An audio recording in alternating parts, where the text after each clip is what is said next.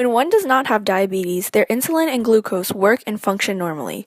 The cell contains cell receptors which the insulin binds to. Because the insulin is meant to bind to that specific receptor, the insulin is able to easily fit within. Once the insulin binds to the receptor, this causes G4 to move within the cell to allow for glucose to enter the cell. The glucose is only able to enter the cell through the G4.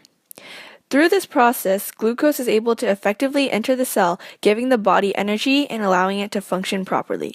It is important to note that insulin never enters the cell and the G4 never leaves the cell.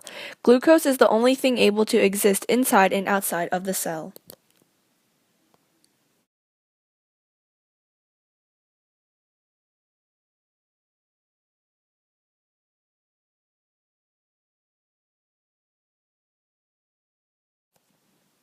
If a person has type 1 diabetes, their pancreas is unable to produce insulin.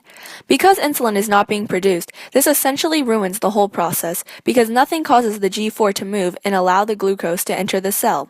Because of this, glucose continues to form and stay outside of the cell. This also prevents any glucose from entering the cell, which prevents the body from getting energy from the glucose. These are all harmful to the body and can be potentially life-threatening.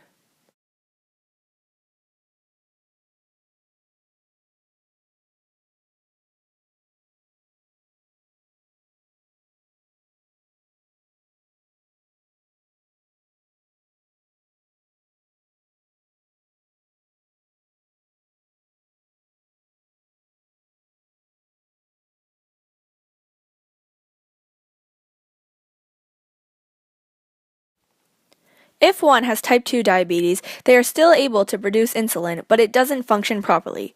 There are some instances when the insulin is able to attach to the cell receptor and allow for glucose to normally enter the cell. However, in most instances, the insulin is unable to bind to the cell receptor. Because it is unable to bind, glucose is therefore unable to enter the cell through the G4. This causes both an excess amount of insulin and glucose within the bloodstream.